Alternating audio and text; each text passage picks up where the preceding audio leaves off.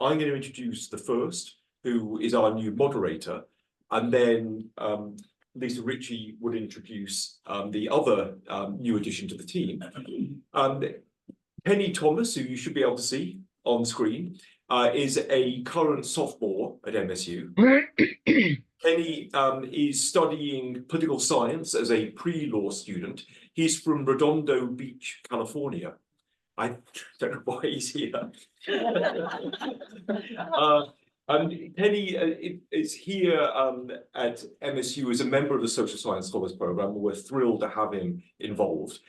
He came as a really distinguished student. He's been a National Youth Ambassador for Hyundai Hope on Wheels and a spokesperson for UCLA Mattel Children's Hospital for childhood cancer awareness.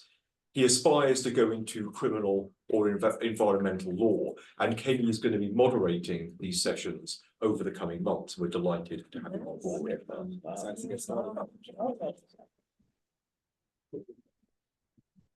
Hi, everyone. Welcome back. My name is Lisa Ritchie. I'm Assistant Director of AgeAlive, and I'm so pleased to introduce another new member of our team. Her name is Jessica Hobson. Jessica, can you pop up at the podium just so people can see you for 1 minute? Thank you so much. Welcome, Jessica. Jessica's a graduate student. She's in marketing, research, and analytics. She has experience, lots of experience working at Zoom as a former TA, so we're so grateful to have her here. She plays violin in the MSU Concert Orchestra, and she's in the Broad MBA Business Association. Welcome, Jessica.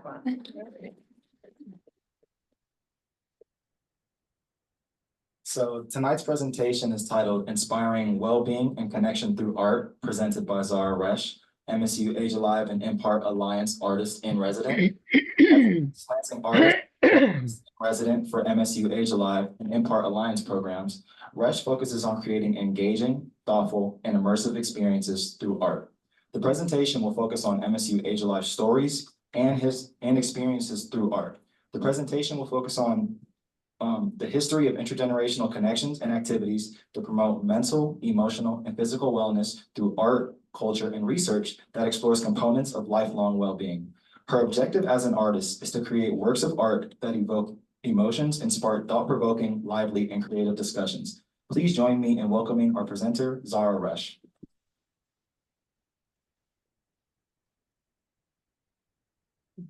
Good afternoon, I'm Zahrah Resh, and I am a local artist from East Lansing. And I have been working in many forms of art over many, many years. And do not ask me how old I am. Oh, well. Anyway, my work consists of a lot of abstract acrylic art paintings. I do collage works. I do sculptures from fibers and mixed media artwork. Anything goes, because I had a late start in becoming an artist and a late bloomer. Therefore, I'm doing many things, different things at the same time. Trying to make art for the time that I've lost waiting around to start art.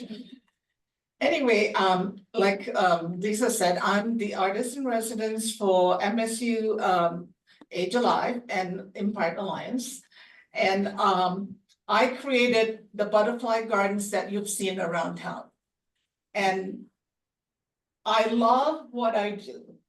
And I love doing the butterfly garden because I love to see the expressions and the reactions of people when they first step into a room and then suddenly being surrounded by butterflies, and I mean lots of butterflies and thousands of blooms. And some people say nice things that come out of their mouth when they exclaim. Some people say words that I can't repeat here, but they're all, I think they meant well, and it's all very nice. So I really appreciate the reaction. The garden means many things to me. It brings joy to people, and that's the one word I like to use. Regardless of what age you are, and little kids, big kids, older kids, mature kids, they experience the garden in their own individual way. and they express them differently. I have a friend who's an OBGYN and practice in that's Sparrow. Now they call it U of M Sparrow Health. I have to learn that. But anyway, she won, I think it was last year, the year before. She delivered 9 babies in one night. Oh my So, God. but she lost 2 of them. Oh. And in the morning, when she was there all night, she went to the credit union to do some banking. And she walked in and there was this garden in the lobby. And all she did was she started crying because she started to grieve for the loss that she experienced. She grieved for the mothers and she grieved for the babies. And she told me later that she spent 30 minutes crying in the lobby of the credit union, but she said she came to terms and she said it gives her hope. And that's what she said. And she just thanked me for it. And I didn't sort of connect that, like she lost the baby, she saw the garden, but she said that it was like a sanctuary to her, that she can speak what she feels. Nobody was there listening to her, but she is in a place where she feels safe, she said, and she can share her feelings. So I think that's one of the reasons why I love building the gardens.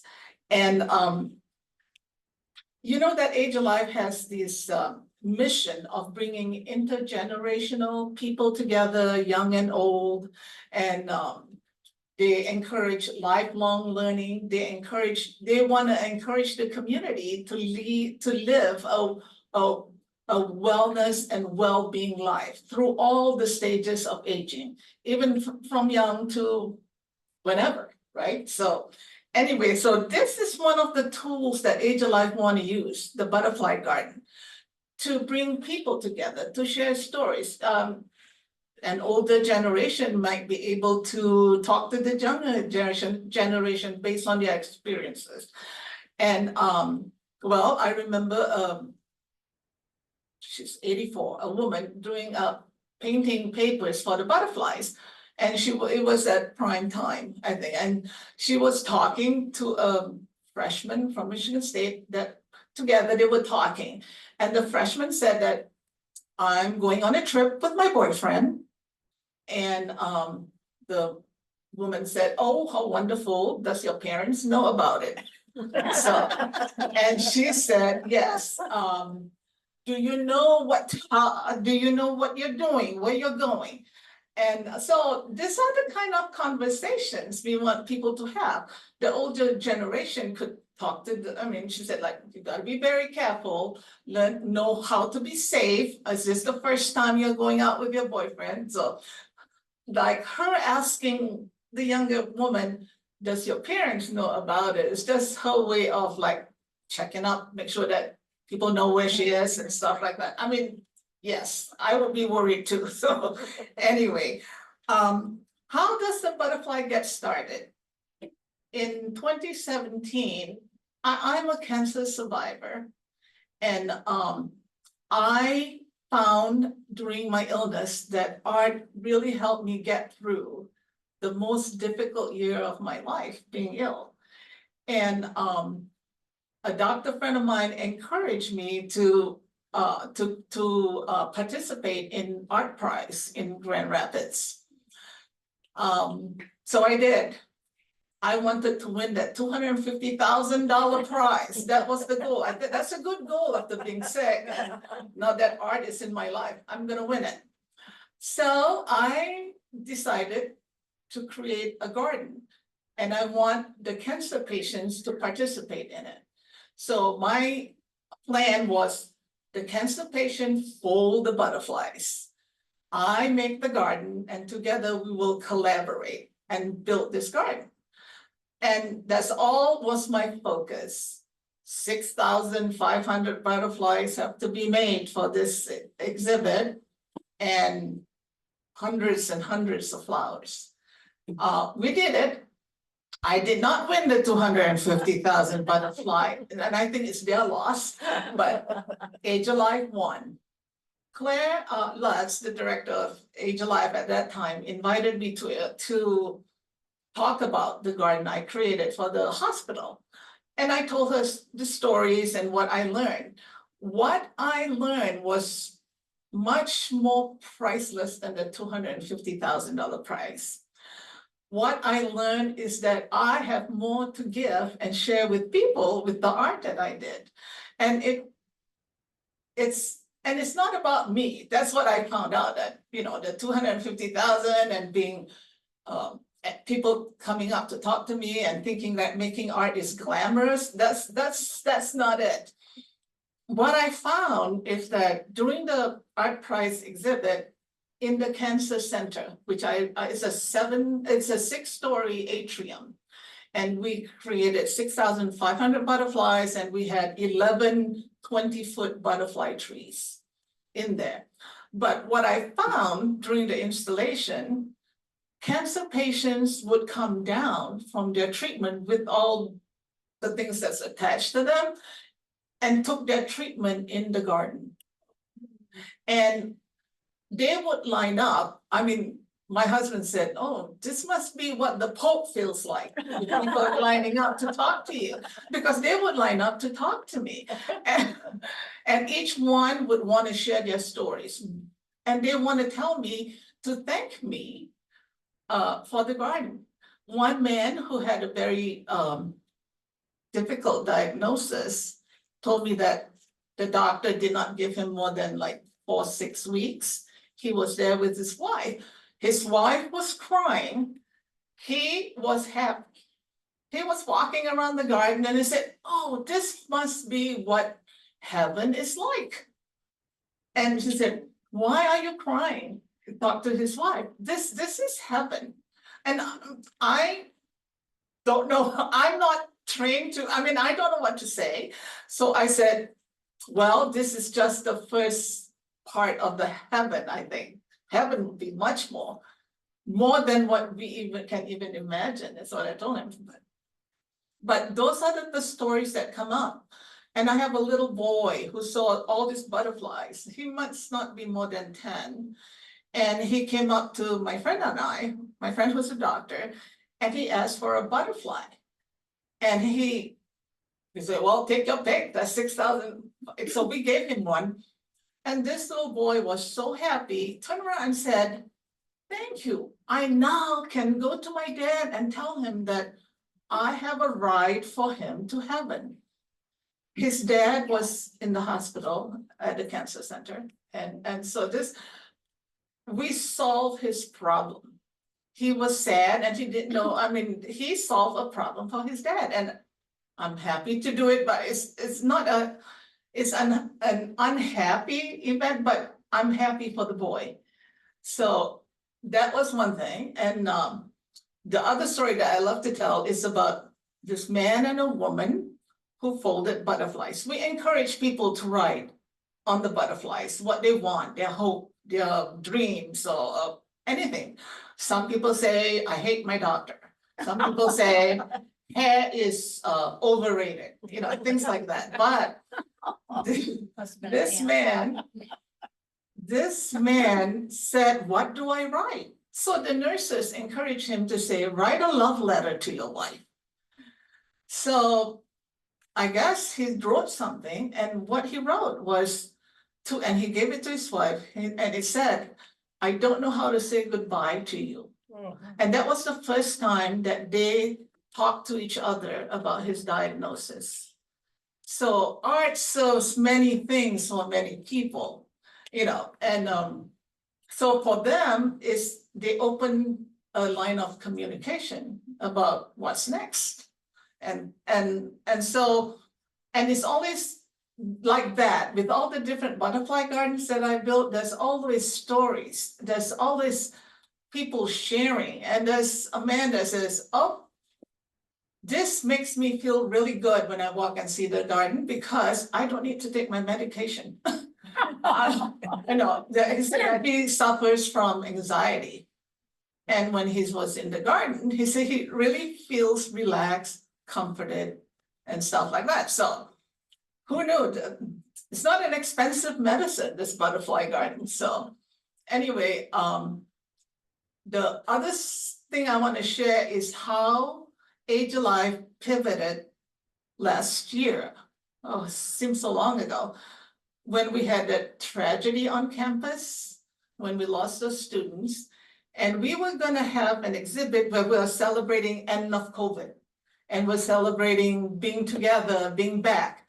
But it was, I think we have like about 3 weeks, I think, to pivot to include this, because students and the MSU community was really reeling from it. How do we bring it together?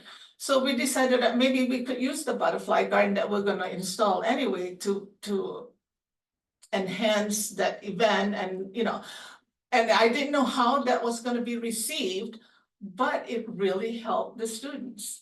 They have a safe, neutral place in the International Center where they can sit and just reflect on what happened.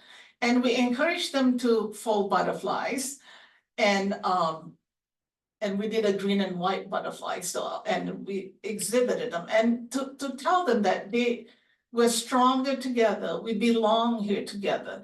And I don't, you know, those are sort of words, right? I don't know how it really impacts the students, but there was a young boy that came to the exhibit one evening, and he did not say a word. He looked so sad, but he just stood there next to me, like, and not say anything. And I said, "Can I help you?" And he just said, "I came to see the garden." I said, "You know, this is your garden, and you can use it any way you want. I mean, this is a place for everybody to come and sit and talk and share, or not talk." And so, and I told him that wherever he comes from or who he is, he's welcome there and he belongs there, and he doesn't have to be isolated. You know, people may not like you, but there are some people that will like you. I like you, I said. So what he did was he turned around and hugged me so hard that, and cried. And I don't have children. So I hug him, okay, I'll hug him, just hug him. So, and then he left, didn't say a word. But I would like to think that he's comforted by being in the garden, by saying that that is a space for him. So the garden is a space for reflection, a sanctuary to rest, to share, to enjoy, and just to take a break. And I think as people, we're so busy with our lives, we don't take the time to do that, to really look at our neighbor and say, "Hey, did you see that?" Oh, "Hey, I did this." And, you know, you don't get, it's just a simple act of seeing somebody, to say that they're seen and they're needed and they're wanted. And the garden is a community-based project, and we want everybody to know that. And that's AgeAlive's mission, intergenerational connection. And regardless who you are, your color, your religion, you know, what job you do, what age you are, you know, so that's what we want to communicate to everybody. Yeah, you know, people say DEI, but they don't know exactly what it means. It means acknowledging your neighbors, acknowledging people. And, you know, they're really, if you think about it, people are you're no different than your people sitting next to you. You have the same issues, same problems, you have the same joys, you have the same family issues, you have weddings and funerals and stuff like that. So everybody has sort of similar experiences that you can share and learn from each other. And we like to use the garden as a catalyst to do that. You know, it's a beautiful space to be in. When I created a garden, I like to sit there by myself when nobody's there and say, "Did I do that? Oh, did so-and-so paint that?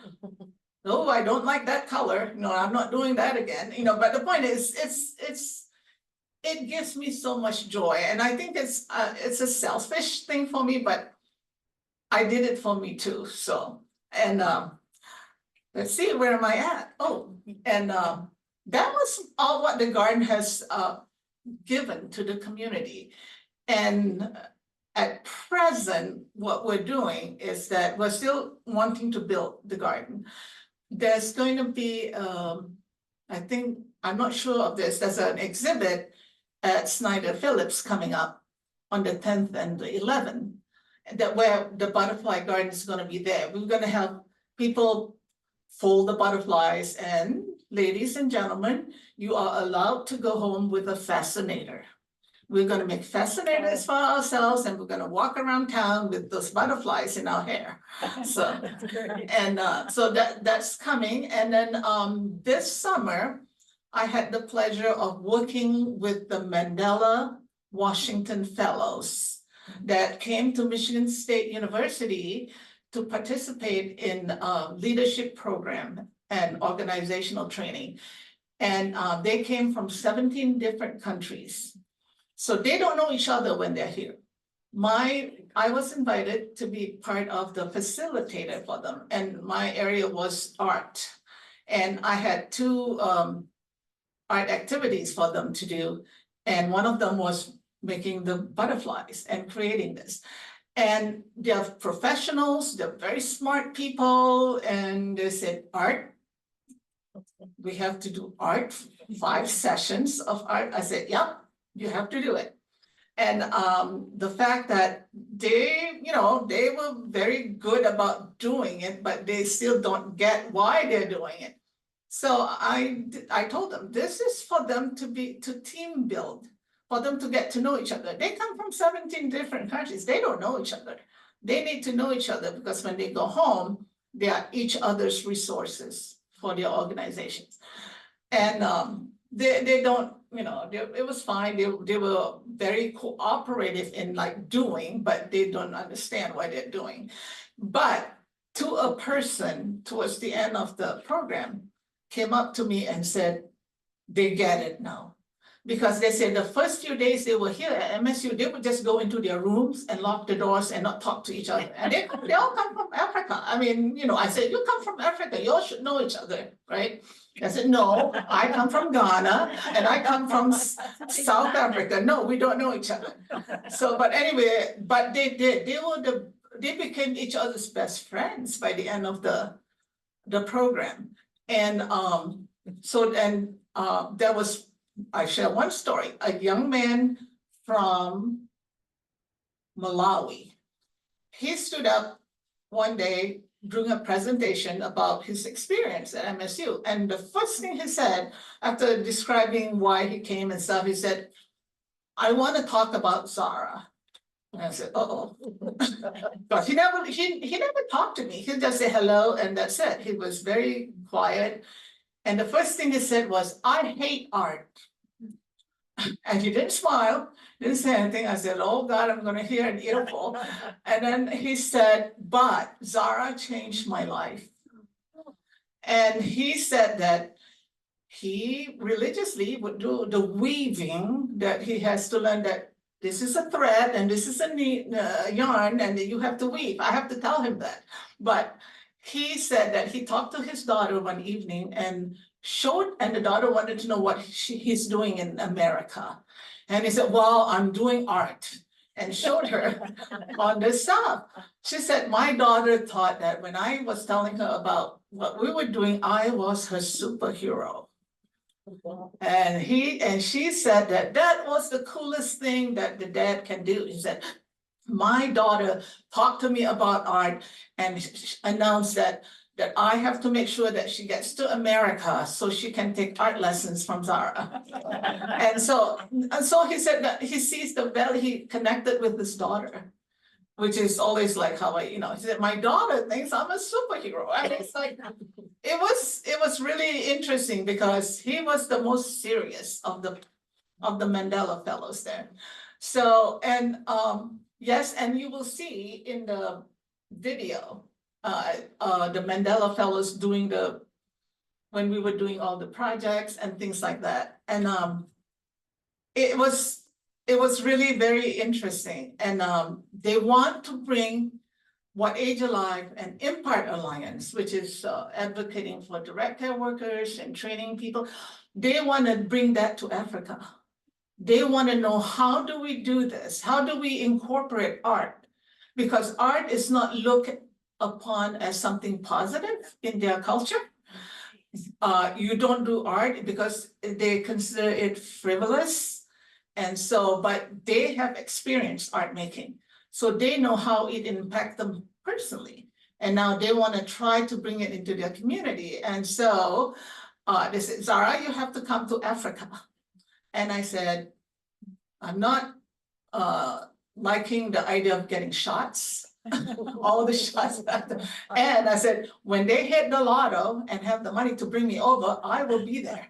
You know, so, but anyway, they're working on it, and they want to do all this, and it's so interesting. Like they said, you know, to see you, we see possibilities. To hear you talk about what you're doing, we see possibilities for our community. They said, and because in our culture, dark-skinned people, they said, we don't do art. Art is, but to see you doing art and a woman doing art and selling art is what they said, that we can do it too.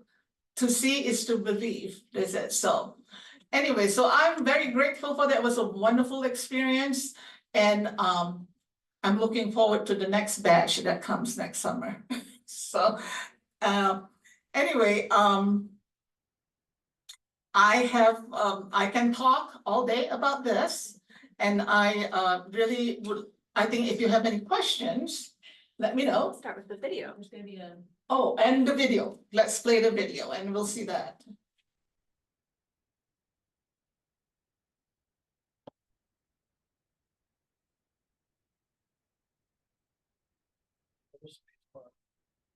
Just like, oh. Hang in there.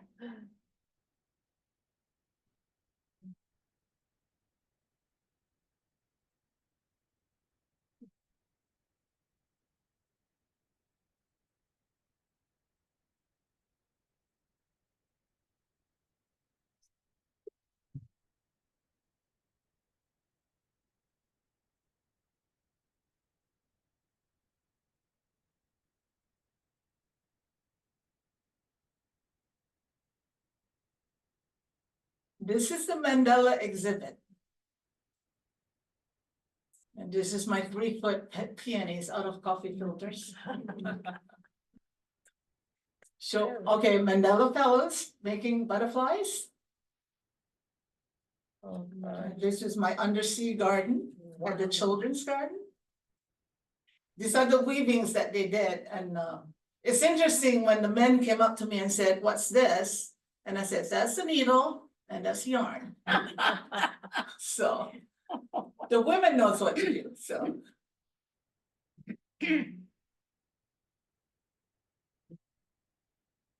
Now imagine this in a room full. I mean, you're surrounded by them.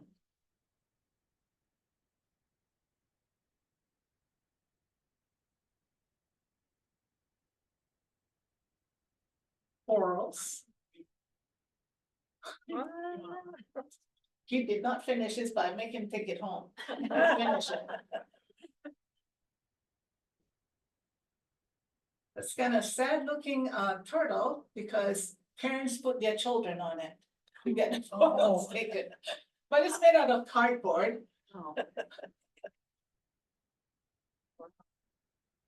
So they like to use the colors from their countries to create the pattern. And I did not show them how to do the patterns. They have to figure it out themselves or ask each other. And that's how they team build.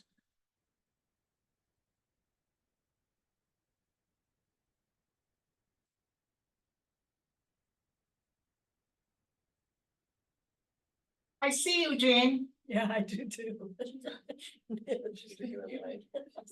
Have wine. See you. Okay, and like I said, these are all coffee filters. Hand dyed. And then each bloom sometimes takes like 10 to 15 coffee filters to make. What kind of a dye? It's just acrylic paint. Oh. And you just have to mix it to a certain density, so. And these are all found papers. And this is at the children's garden.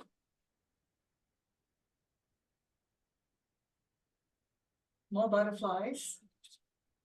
I save most of the butterflies that we make, and I think at home I have like a few thousands, Okay. and it's pushing me out of the garage.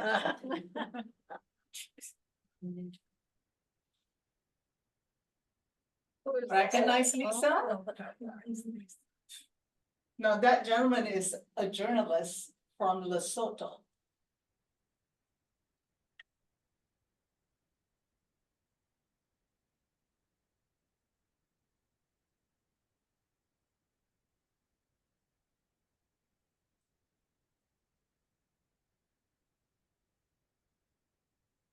Sarah, you could tell them about the process of making the butterflies and the symbolism of it and how you put them on the bamboo trees. Yep. You know, butterflies symbolizes endurance, strength, fragility. That's a Beauty. whale. Yeah. That's the whale that sort of grew unexpectedly by 2 feet and did not fit in my van. Oh. So I forgot that I have to attach the tail to it, so. More butterflies. But you know, I can say 99.9% there's no two butterflies that are alike. I bet. Of the thousands that we've made. So, and these are giant poppies that it's all paper. Thank you, Erin, for putting this together. They're folding butterflies here. See, they're working together. See, one, I like that. And men and women together, you know, because before they're kind of men over there, women over here, but now that's what I like.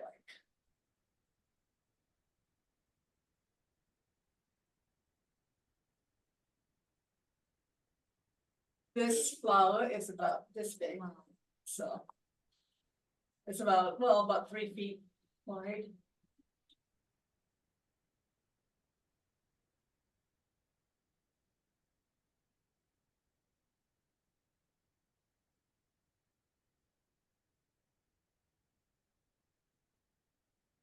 The next big project that AgeAlive is going to do is to bring this butterfly garden to Saugatuck Art Center. It's a 12-month to 18-month project where the 4-county community on the west side of the state will participate in helping make the garden. And we're going to take 12 months to make this garden grow in the art center. So they get to make, it's called Thrive. And we're gonna make flowers and bugs like you're in the garden. So, and then it'll be on exhibit after that. So When is that? stay gonna tuned. happen? When is that gonna happen? Officially, the building and the working with the community will start in January. Nice. So, but it'll be, we'll let you know, and then it's, I love this. Mhm. So, and they are very willing to do pretty much what I suggest. So I said, I would like to do this. Oh, okay, Zahrah, we can try to do that. But I said, I would like to hang from the ceiling and do this and that. And they said, you just look at me, shook their heads, but you cannot climb. You're banned from ladders and lifts. I said, okay, then I would like to do that, but I've always been banned. So anyway, they said they will provide somebody to help me hang. And this is still the undersea garden that we did. And just simple paper, basically. And this is with the used denim that we cut and make the structure. Well, 9.5 feet long.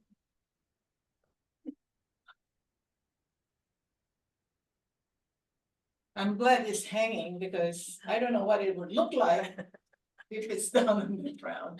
So that's why we put that tortoise on the side.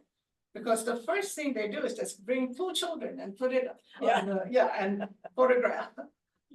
And finally, the people at the children's garden decided, no, we're gonna put it this way. They say, but it's hard. I said, because it's cardboard, the body. And I just put a lot of, glue on it. And these corals are made by volunteers of the children's garden. I have a gentleman who's 84 that helped me make roses, little teeny tiny roses. And, he's very good at it. So don't rule old people out to make tiny things. So you can get barnacles on them. The barnacles, yes. What's a good source for us to keep track of you and opportunities for us to be involved? Well, I'm very bad at Facebook. That's all you can. Sometimes you can find me there, but through AgeAlive. Through AgeAlive? Yes, they would, anything that they do. I am a painter too, and I have a gallery.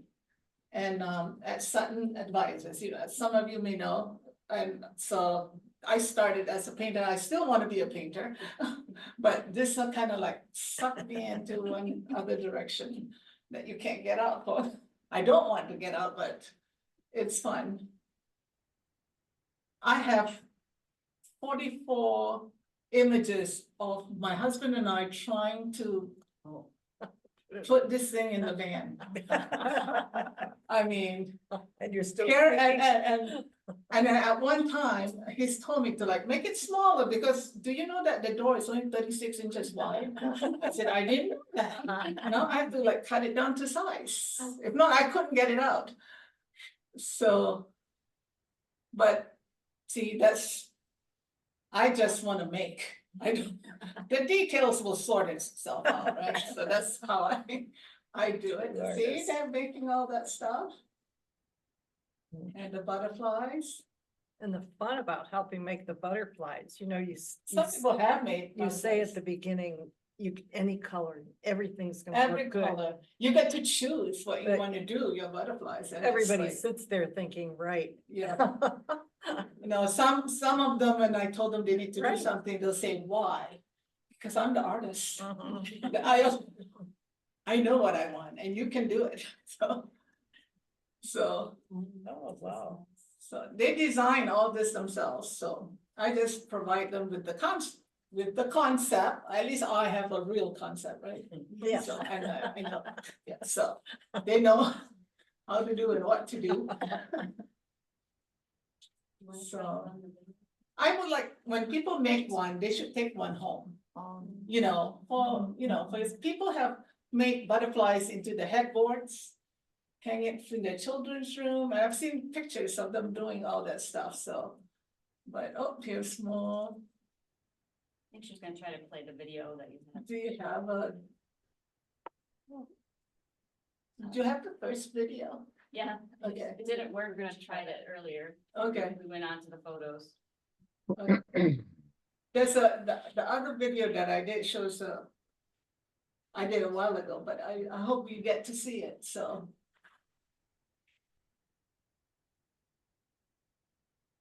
So the hair doesn't look good there.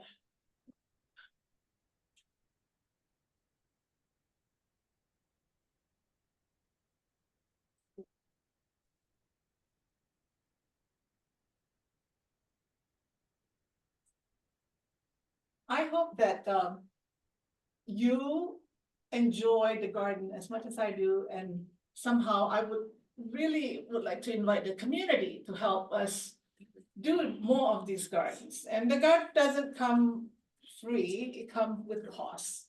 So, and there are things coffee filters, they say, oh, it's cheap, but it's a lot of intricate work and a lot of reaching out to people in the community, and it's a lot of time. I enjoy doing it, but let's do this together. And so, because I think it is an important thing.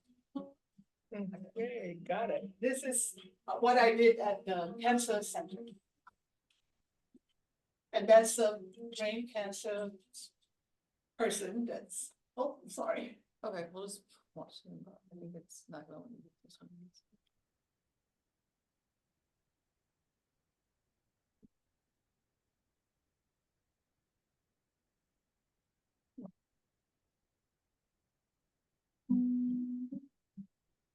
And most of these are cancer survivors that want their picture taken, you know, and they feel that, he walks around Grand Rapids for 2 days with that butterfly on his head. I know because I saw him.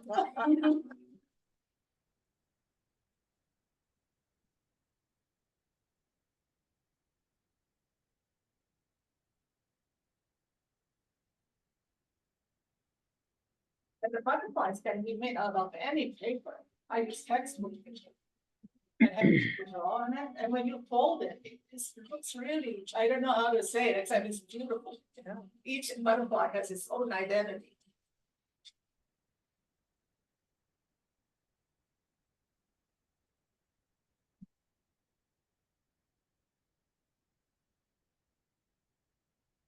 This is at the credit union. The big butterfly, that's like COVID thing, it's all the masks on. But they came in. And butterflies.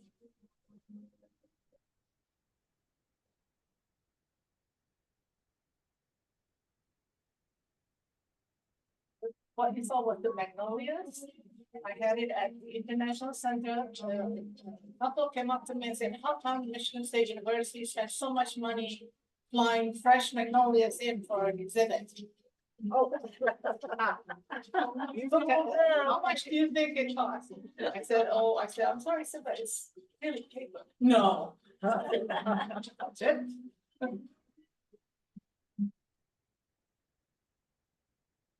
And this is at the credit union, installation process, so we're still hanging. I remember that.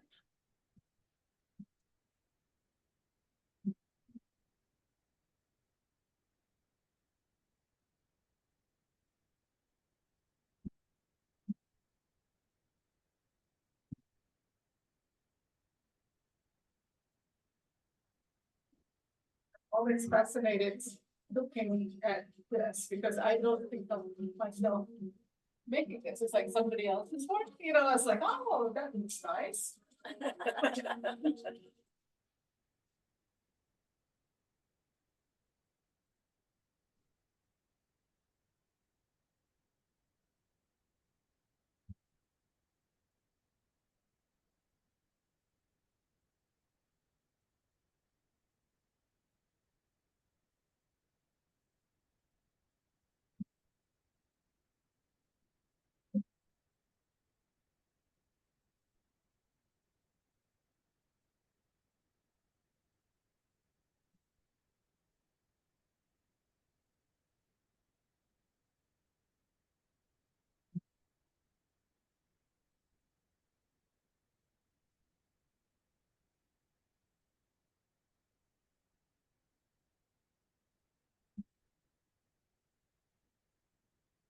Don't have to water the flowers. Once it's put in there, you can just leave it.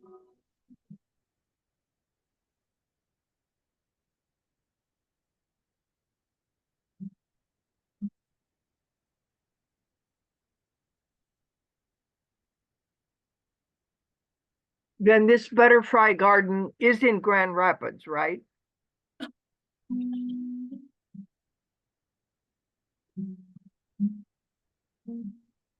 What is that? That's my friend Jessica, the director of the 4-H Children's Show.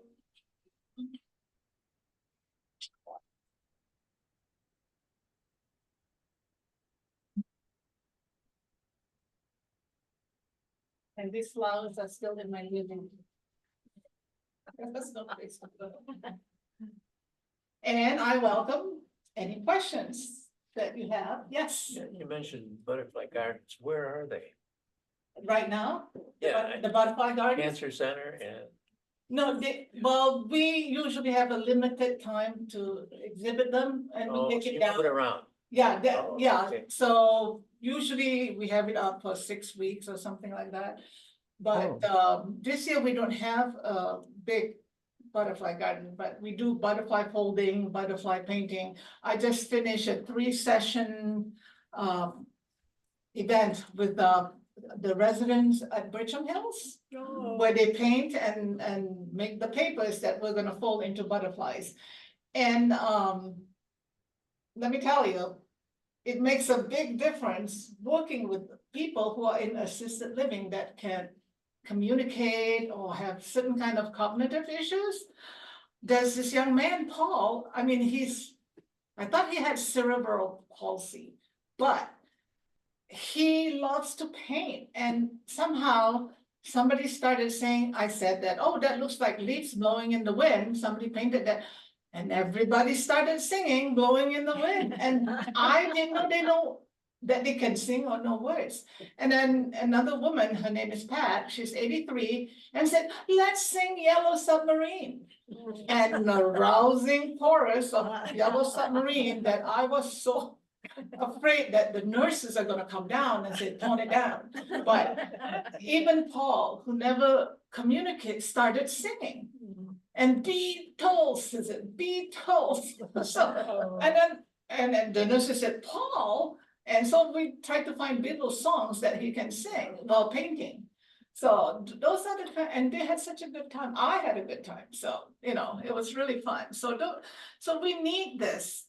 And it's not a frivolous pursuit, right? Making art and doing art with people, because it affects their health, their mental health, their self-confidence, anxiety level, all this stuff. I mean, they would come and they said, are you coming again? They asked me.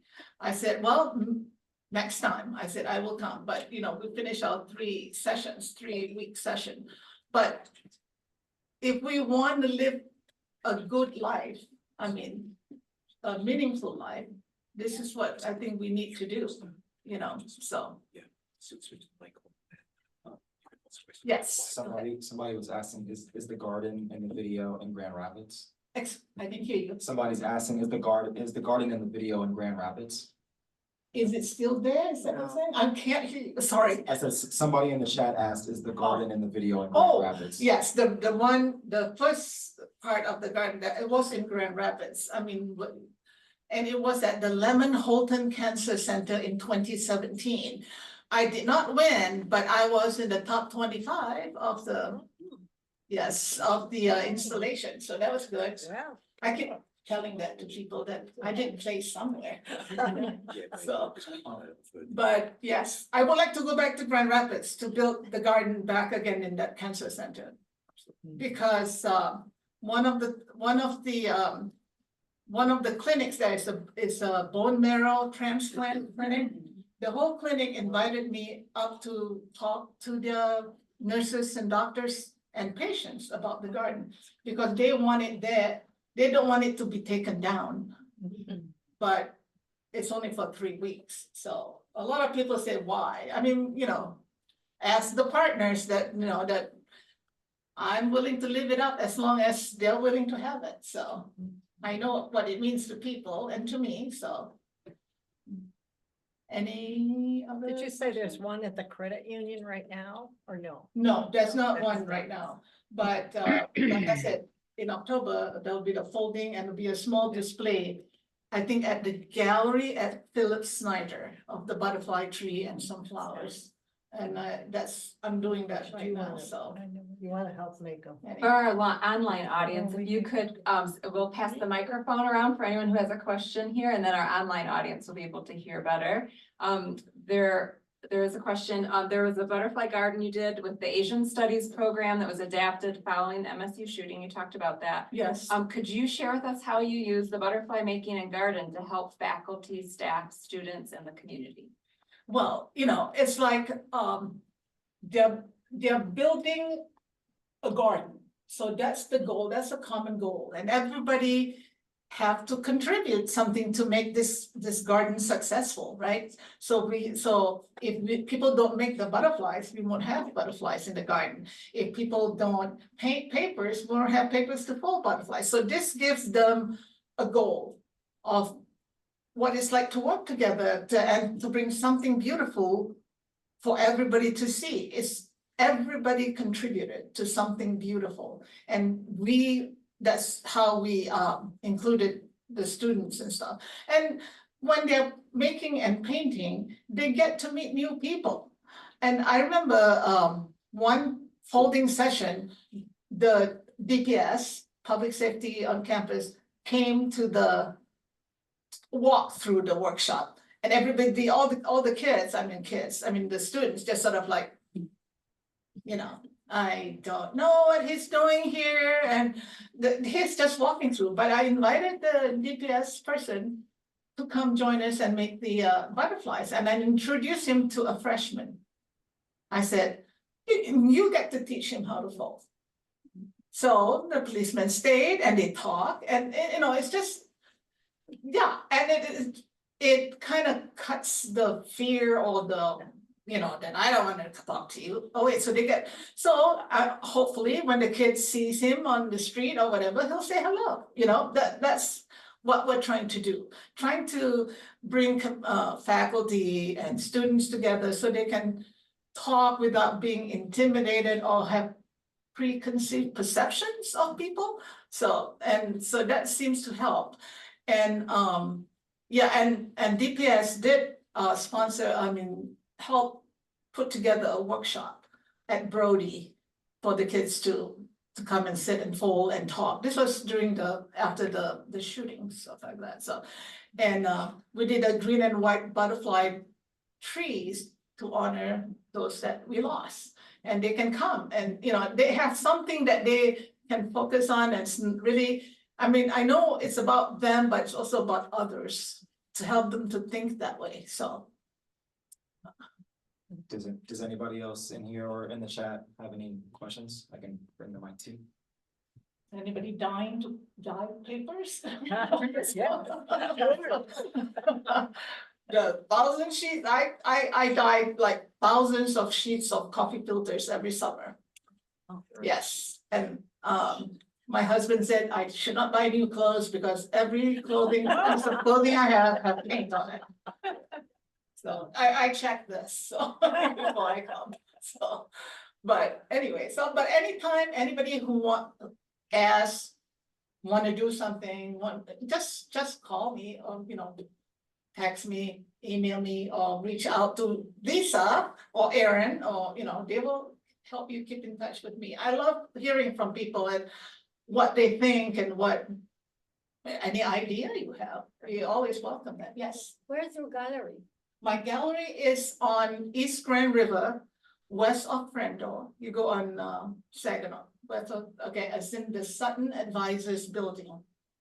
And it's near the Apple Market. Right there, yeah. So and it's a blind appointment gallery, but it's all just my work. And sometimes if you call me, I'll be happy to take you and show you what I do. I do more than this. It's like I paint, I stitch, I glue. More than just the paper. But I love doing it. Like I said, I'm making up for lost time. I started very, very late in life, so because when I was a kid, I was told that I'm not good at art and I shouldn't do art. So I never did, but I always wanted to be an artist. And said, yeah, and my biggest motivation, I just want to share this so you don't do it to other people, is that one of my teachers told me to stand up in class one day and said, everybody look at Zahrah, turn around, and I don't know what she was going to say. And she said, well, everybody remember, this is an example of somebody who will not amount to anything. Oh. So don't feel sorry for me. That's my motivation. And How old were you? How old were you? I was 16. Oh. And Zahrah, I get that. I understand that. I've had the same thing. This is Jane speaking. Somebody put me down and I said, I'll show you, and I sure as hell have. We do it quietly and we chip away. I'm not quiet about it. What country did you go to school in? Excuse me, art. Yeah, where did you live? What country were you in? Oh, I originally came from Malaysia. Ah, I came to Michigan State, and enrolled in the business school. So I'm a business school graduate, but not art school, just to make that clear. So, and I'm a self-taught artist, so They're the best kind. thank you, Jane. Zara, I was wondering if you could explain the primetime gallery that we did in the entranceway of the Oh, units. yes. And that's how so we regard- engaged the students from the Boys and Girls Club Yes, and what it meant to them. yes. I work with the Boys and Girls Club, painting papers and making butterflies when we did a garden at Hannah Community Center. And it was challenging. The children, they have rules that they have to follow. And one of the rules in the studio where I was working, I said, if you don't want to paint, you just want to come in, you can't, you have to leave. And so the kids really love it because I let them just go to town, whatever they want to do. But this one girl, I think she's barely 11, came in and stood at the door, hands on hip, and said, what are you doing? I said, would you like to paint? And said, no. Well, I said, then you can't come in because it's only for painters who want to paint. But she was really sassy. And then she was looking at the kids. I said, but have you painted before? She said, yes, I can paint. I said, but maybe, what you can do is you can have the little kids paint, because I said, see that table? They're having a lot of trouble with mixing colors. Why don't you help them? Or just, and well, she tried, she said so, but she came every day, every day I was there to help me paint. She's still sassy, but she painted and helped the kids. And then the kids looked up to her. She's the big kid, right? So, and during the exhibit, they came to see the butterflies they made, all dressed up. Some of them had ties on, brought their parents, get their picture taken with me and in front of the butterflies, and so proud of what they did. And they said, oh, that's my butterfly. And it gives them a sense of pride and accomplishment.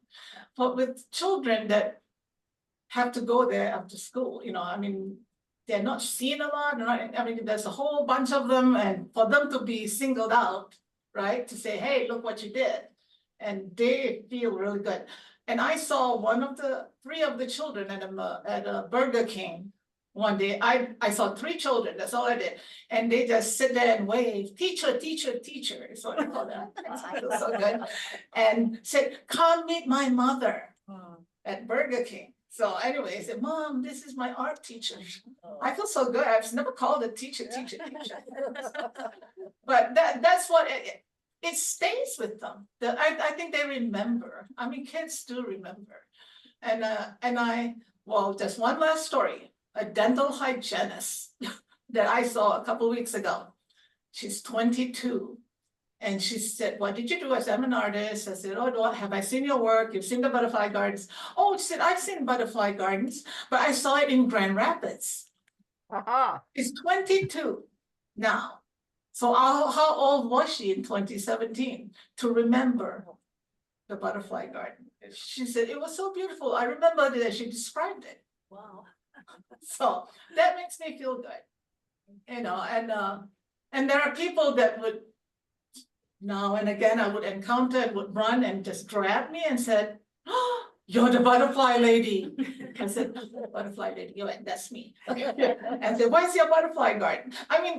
People I don't know. If you're in a parking lot, three women race after you and grab your purse, what would you like to do first? And it was like, I said, in broad daylight, but the point is, they remember how it impacted them. And I really believe that this is a good thing.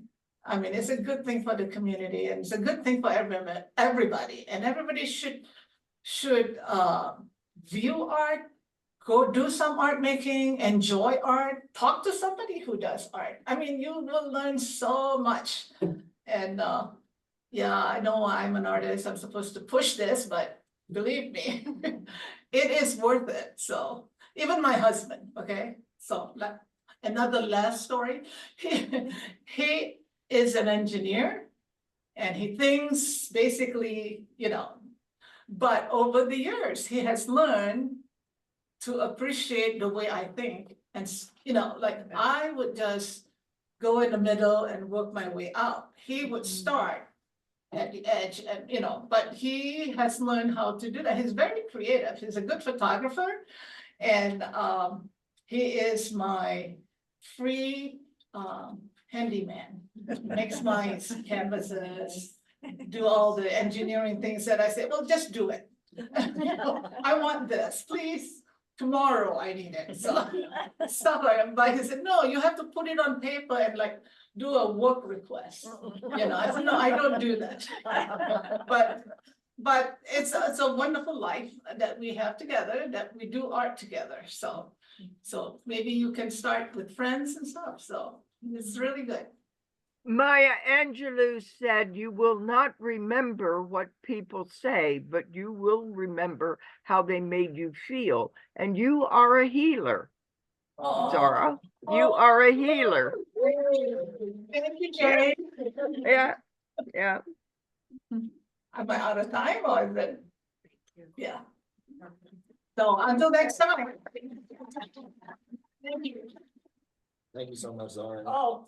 Thank you, everybody, for joining us tonight. Our next presentation will be the John Wells Lecture on October 1st, featuring Professor Joan Rose, and that's going to be about community health and wastewater surveillance. So please mark your calendars. Thank you.